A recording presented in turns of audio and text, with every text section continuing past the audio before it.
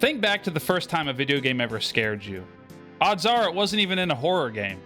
I remember when I got scared by things like the Lurker Shark in Jak and Daxter, or the Scary Mask in Super Mario Bros. 2. However, when I think of the first game that truly terrified me, there's one game that comes to mind, and it might be a game you've never even heard of. That game is Dragon, the Bruce Lee story. This game ties in with a movie of the same name, and if you've been around long enough, you can remember when cash-in, movie, tie-in video games were all over the place. 99% of them were garbage cash grabs, attempting to just cash in on the movie's name. Well, there were a 1% of games that were actually pretty good. So which category does Dragon the Bruce Lee story fall into? Watching the opening cutscene stirs up those old feelings of fear. The game shows still frames from the movie as the cutscenes to tell the game's very minimal story. But because of the technology of the Super Nintendo, these images are very compressed with very dark shadows that makes these images look so unsettling, at least to me. We see Bruce Lee as a child being haunted by a demon cloaked in samurai armor and being warned of his death before being sent to America. Are we absolutely sure that this is not a horror game? Bruce is given 3 mirrors that are meant to ward off the demon.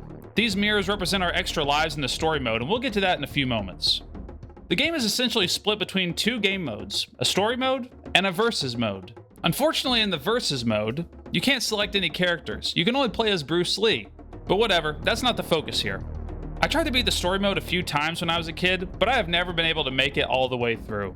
I've been on a journey to conquer games from my childhood, and that journey continues today. Today I will finally conquer Dragon, the Bruce Lee story.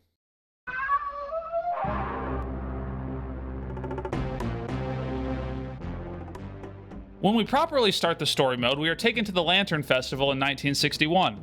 Bruce sees a sailor dancing with a girl and decides that he wants to dance with her instead, so what is his plan? Physical violence, of course. In the movie, it's much clearer that Bruce is stepping in to stop the sailor from harassing a woman, but I had not seen the movie as a kid, so I just kind of thought Bruce was some dude who would beat someone up because he wanted their girl. When I saw this picture, I assumed the sailor and woman were both scared of Bruce. The cutscene ends and... wait a second, listen to that soundtrack.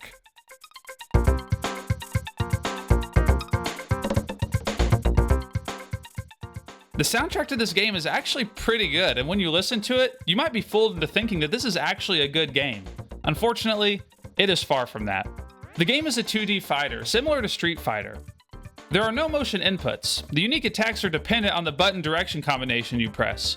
The issue is that none of these moves really feel that good to use. Bruce is so stiff and clunky to move, and while I was reacclimating myself to the game, I kept finding myself just doing backflips over and over again. After mashing my way aimlessly through the fight, I managed to whittle the sailor's health down pretty low. But in this game, if you don't immediately defeat the opponent when their health gets down, good luck. There is certainly some rubber banding going on in the opponent AI because the difficulty gets absolutely ridiculous when the opponent is at critical health. At that point, I'm at the mercy of God as I desperately press buttons, hoping to land just a single hit. The AI is suddenly blocking everything or dodging everything I throw its way, and I watch helplessly as my health bar quickly drains to 0. Well, that's one life down. Let's try again. The second attempt is more of the same. I fight against both the controls and the opponent, but manage to deal significant damage once again before the AI locks in and obliterates me. Well, that's 2 lives down, but hey, 3rd time's a charm, right? Once again, it's the exact same story as before. Look at how close I am. I just need to land a couple more hits to finish the fight, but of course, this guy has channeled the spirit of Bruce Lee himself, and there isn't a single thing that I can do about it. Now, do you remember how I told you that this game terrified me as a kid? The cutscenes definitely played a role in that, but the part of the game that has haunted me ever since I played it occurs right after you lose all 3 of your mirrors. You cannot blame me for being scared of that as a kid. I mean, come on. The screen goes dark, the energetic music is being replaced with some creepy ambience, and the demon samurai appears out of nowhere to kill me. Apparently you can actually beat him to recover an extra life, but yeah, right. First of all, you are hardly given any health for the fight. Combine that with the demon's long reach and aggressive nature, and you pretty much have no chance of winning. The only thing you get from this fight is a traumatic experience that ends with you running away from the TV crying. And yeah, that actually happened to me.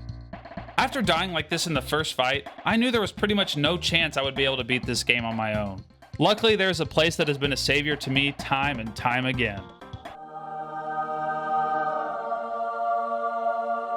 We really don't appreciate the people who spent their free time writing these game facts guides enough. There's a guide for pretty much every single game to ever exist, and thankfully, that includes this one. I just wanted to read a bit to get an idea of what moves to use, and I found a couple that I could basically spam to knock down the opponent. Then I learned of a move that you can use when the opponent is knocked down. Let's give it a try. Alright, we got a knockdown. We gotta press down it. No, that's not the right button. It's down and kick, and oh my god! What? Can I see the replay on that? Look how high this man jumps just to stop as hard as possible and put a permanent end to that man's bloodline. And he gets another one for good measure. This might be the most devastating attack I have ever seen in a video game. Now that I have some moves under my belt, maybe I can beat this thing after all. I managed to take down the sailor without losing any lives, and this led to our next incredible cutscene. Hi, my name is April. Get away from that girl! Why? And that's it. We are now fighting, and the guy has meat cleavers out ready to kill us. For this fight, I employed the same strategy of cartwheeling around the stage like a madman, hoping that at least 5% of the moves connect. I managed to whittle the enemy's health bar down to about 50% before he leaves into the alleyway. After fighting for a bit longer, a third health bar appears and the dude's twin randomly shows up. Now mind you, from the green twin's perspective, his brother is attempting to murder an unarmed man with meat cleavers in a dark alleyway. With no questions asked, he pulls out meat cleavers of his own to help finish the job. Now that's a true bond that only brothers can share. When I played this as a kid, fighting two enemies at once absolutely overwhelmed me. In fact, I don't even think I made it past this stage on the normal difficulty. Now there is an easier difficulty. The issue is that it locks you out of playing some of the later stages, so that's not an option here. Luckily, this mindless strategy of cartwheeling has been working so far. That's 2 stages down. The next cutscene finally sets the stage for a fight that has nothing to do with a girl. Now in the movie, Bruce is harassed by a racist white guy before challenging him to a fight in the gymnasium. In the game, we fight this guy for some reason. Now this fight started giving me trouble again. My strategy hasn't changed, but the AI is getting tougher. I lost 2 of my 3 lives in this fight, but I did manage to beat him. The next opponent is Johnny's son, and I had him locked in the wombo combo to begin the match. I'd throw him down, stomp on his chest, throw him down again, and then rinse and repeat. Unfortunately, I was unable to land the finishing blow, and like I said earlier, the AI ascends to a higher state of being when their health is critically low, and he absolutely blitzed me. There are no lives left. My only chance to continue this run is to beat the samurai that has haunted my nightmares for 20 years now.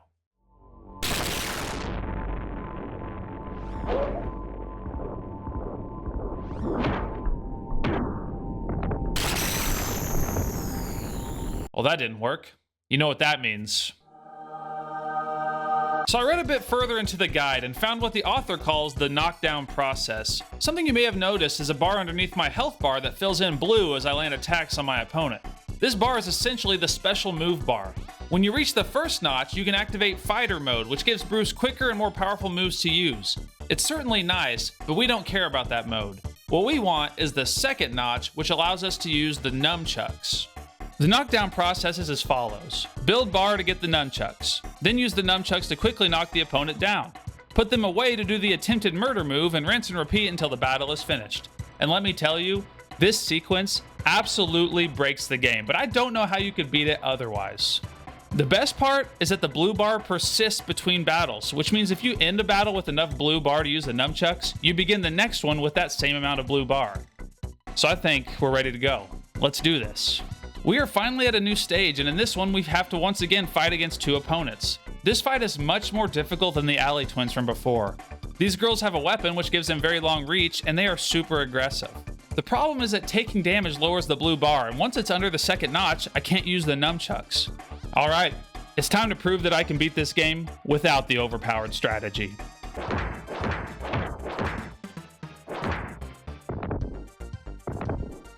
Okay, did they really have to do me like that? Come on. Now here's the big problem. Once you die, you lose all of the blue bar. And I'm just not good enough at this game to regain enough of that bar in the fight against the 2 girls. I just don't see how it's possible.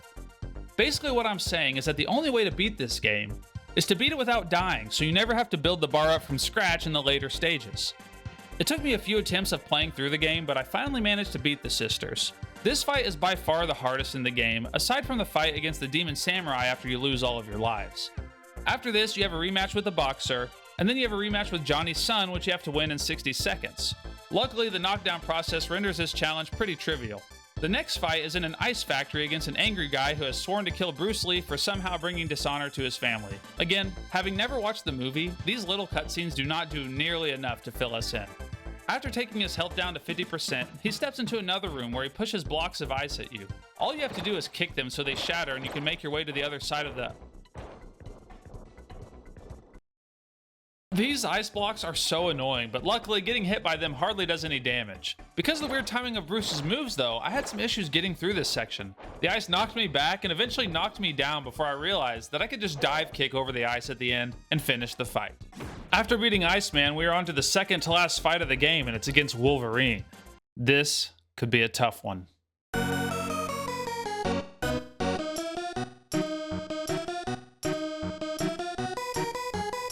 This leaves only one final fight. We must finally beat the Demon Samurai, but this is much different than the typical Demon Samurai encounter. For one, we start with full health, but more importantly, we are given a full blue bar for this fight, and that bar doesn't drain.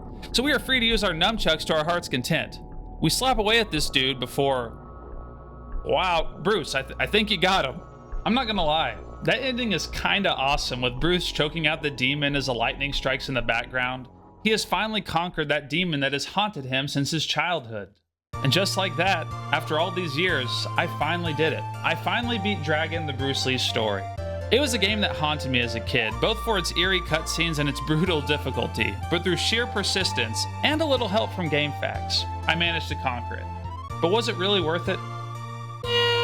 Look, I think there's something undeniably interesting about this game's atmosphere, but mechanically, it's a mess. The sluggish controls, unfair AI, and reliance on the knockdown process just make for an experience that isn't exactly fun, at least not in the way a fighting game should be. But despite all that, I can't say I regret playing it. I am glad that I was able to help Bruce conquer that demon, but something feels unresolved. Similar to Bruce Lee, I have been haunted by this Demon Samurai since I was a child. I thought that finally beating this game would bring me the peace that I've been searching for 20 years now, but I guess there's something fundamentally different about facing your fears in a video game versus facing them in real life. Unfortunately, there's no Demon Samurai out there around the corner that I can confront to put this fear to rest. I guess this is something I'm just gonna have to live with